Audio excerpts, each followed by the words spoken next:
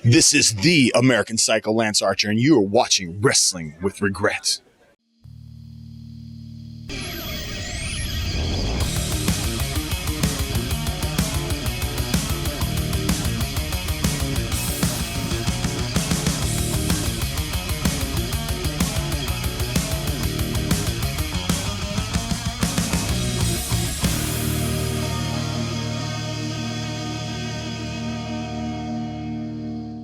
Let's see here. Edge is making a comeback. John Cena came back to SmackDown recently. Batista's going in the Hall of Fame. Brock Lesnar wins all the time. Randy Orton's a violent psychopath.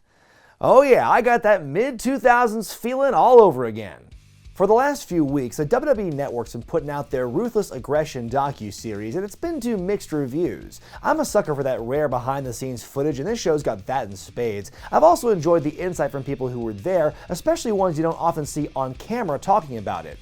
But given the company's track record of rewriting history in their favor, it's no surprise there are a few questionable parts of the series, like how Vince McMahon apparently changed the name of his company on a whim and not due to a court ruling, or that the invasion angle was a failure but none of the blame was on them, or the omission of pivotal characters for obvious reasons. But either way, WWE's gone full force in glorifying this era, much like how they did for the Attitude Era before it. No two men better embody the spirit of ruthless aggression than John Cena and Batista. You probably know the story, a couple of OVW graduates who came into the main roster with humble beginnings, breaking out at the exact same time and winning the WWE and World titles respectively at WrestleMania 21, ushering in a new era of competition. And boy was that ever the truth, as both guys were booked phenomenally well as champs. It can't be overstated just how big these two were built up. These guys won the belts on the same night, won just about all their matches on TV and pay-per-view, their rare losses coming only in the screwiest of circumstances, and ended up losing the titles just 2 days apart from each other. 5 if you take tape delay into account for SmackDown. What I'm saying is, when it comes to comparing these guys, wins and losses and the length of a title reign aren't going to matter here. And when it comes to comparisons, this week we're doing exactly that. It's a battle of the Ruthless Aggression era's greatest champions, but whose inaugural reign was better? We're about to find out in 5 easy categories.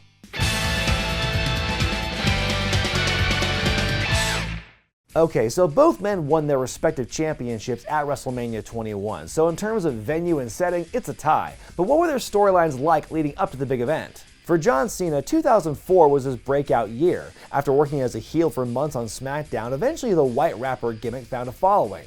Before long, the Doctor of Thugonomics was a straight-up anti-hero, still throwing verbal barbs anyone he could and looking out for number one, but leaning somewhat toward the babyface end of the spectrum. In 2005, Cena's run to the WWE title was fairly straightforward, winning a number one contenders tournament to go to Mania and challenge JBL. The feud was booked as class warfare, with Gibbles playing the snobbish aristocrat and Cena as a man of the people. The champ threw his entire cabinet as challenger, eventually costing Cena his blinged-out US title against Orlando Jordan.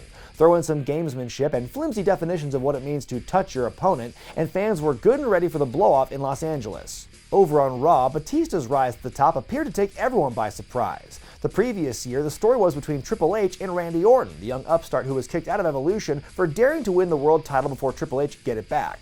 As mentioned often on this channel, it did not end well for the Legend Killer. What was originally planned to be a lengthy feud ending with Orton's redemption at Mania was kiboshed, as it was Batista who'd come out on top in the 2005 Royal Rumble match. From there, it was very apparent that Hunter was trying to keep Batista away from the big gold belt, while at the same time exploiting Dave's strength for his own personal gain.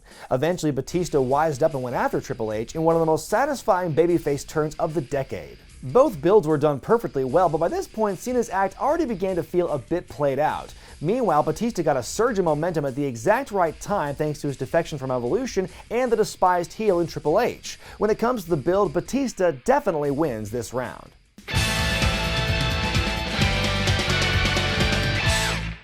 A champion is only as good as the people he defends against, and with that said, let's look at the guys who challenged each guy for their belt and who had the better title matches. After wrapping up his feud with Layfield, John Cena would jump to the redder pastures of Monday Night Raw. More on that switch up later.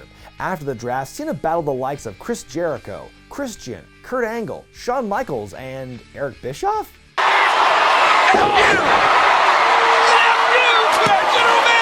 Batista's first run as world champion is best defined by his rivalry with Triple H, not just in the weeks leading up to his WrestleMania win, but in the months afterward. The two would battle at 2 more pay-per-views in 2005, blowing off with a Hell in a Cell match at Vengeance before Dave traded places with Cena and went to SmackDown.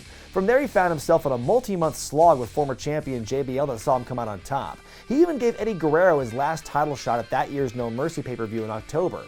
It's also worth mentioning that during this title reign, he and Rey Mysterio would become tag team champions on SmackDown at the end of the year, only for them to lose the titles back to Eminem 2 weeks later. Now, John Cena may have been one of the greenest champions in history, but at least he was bolstered by a great supporting cast who carried him to good to great matches. Meanwhile, Batista was given no such luxury when moving to SmackDown. Not to say JBL was a bad worker, because he certainly wasn't. The matches they had together were just, how do I put this, bad. Though Cena did have a more impressive range of opponents to work with, one knock against this run was how frustrating it was for some fans to get through. The backlash to the Super Cena push was in its adolescence here and would get bigger and angrier with every title defense. At least Batista was usually easier to get behind as a babyface. Nevertheless, John Cena wins this round on the merits of strength of schedule.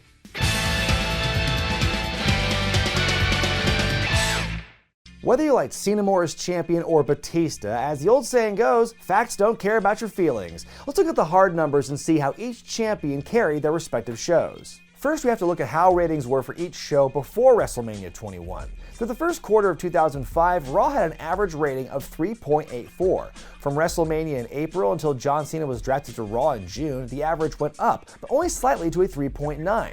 With The Good Doctor running Raw, ratings in that same time span went back down to 3.75. Now over on SmackDown, the Blue Brand's average rating during quarter 1 was a 3.35. From Mania until Cena's move, that average dipped to 3.25. Then from June 30th, when Batista was drafted to SmackDown as champion, until the end of September, the ratings fell even farther with an average of 2.85. So what does this mean? Well, both shows suffered declining ratings and gates during 2005, so nobody was immune. The fact that Raw's post-Mania numbers were up compared to SmackDown appears to suggest that people were more drawn to Batista as champion than Cena. Then came the draft. While both shows saw a drop in viewership, Raw's numbers took a much smaller hit than SmackDown's. Though to be fair, it's not entirely clear how much of it's because of the champion and how much of it's because of how the rest of the rosters looked after the draft. It's a really hard choice here, as both guys have their advantages and disadvantages, and the difference in numbers are really minute. I hate to say it, but this round is a draw.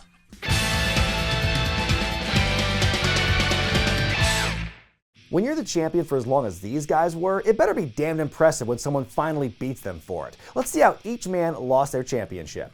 At New Year's Revolution in January 2006, John Cena valiantly defended his title in the Elimination Chamber. Now, for some of you younger fans out there, I know it might sound insane to imagine that kind of match taking place any other month but February, but hey, the Ruthless Aggression era was a wild time. Moments after Cena fought back the challenge of Carlito, Chris Masters, Kane, Kurt Angle, and Shawn Michaels, the crowd in Albany, New York lost their collective shit when Edge cashed in his Money in the Bank contract and beat Cena to claim his first of 11 world titles. The Rated R superstar had finally made it to the top of the mountain. Unfortunately, there was no dramatic ending for Batista's record-setting reign, no star-making performance for the new champion. Instead, the Animal suffered a triceps tear at a house show and was forced to drop the championship on the January 13th SmackDown, less than 1 week after Edge's shocking cash-in. The title would be won later in the night by Kurt Angle. Unlike the previous round being so hard to pick, this one not so much. Cena dropped the championship to one of the company's next big main eventers in the historic first cash-in of the Money in the Bank. And compared to Batista, at least Cena lost his title in a match. Batista's first reign unfortunately ended in disappointment due to the injury, which is why Cena wins again.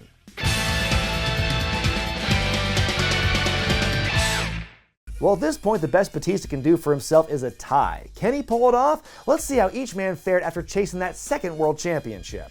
After getting surgery on his arm, Batista was back with a vengeance in the summer of 2006, first challenging the Big Show for the ECW championship, yet winning by DQ. If anyone ever belonged on Sci-Fi, it's the Big Show. Make sure he's human. Yeah, belongs right here in ECW too. The Animal chased King Booker for the next 4 frickin' months in order to finally win back the world title at Survivor Series. If you ever heard the joke that Batista used his Game Genie and entered the Infinite Title Shots code, this program is where that all began. Meanwhile, after suffering the heart-wrenching loss of his championship at New Year's Revolution, John Cena devised a long-term plan. He spent countless hours training, studying tape, and getting his body in peak condition to win the title back 2 weeks later at the Royal Rumble. Well, Lol Cena wins.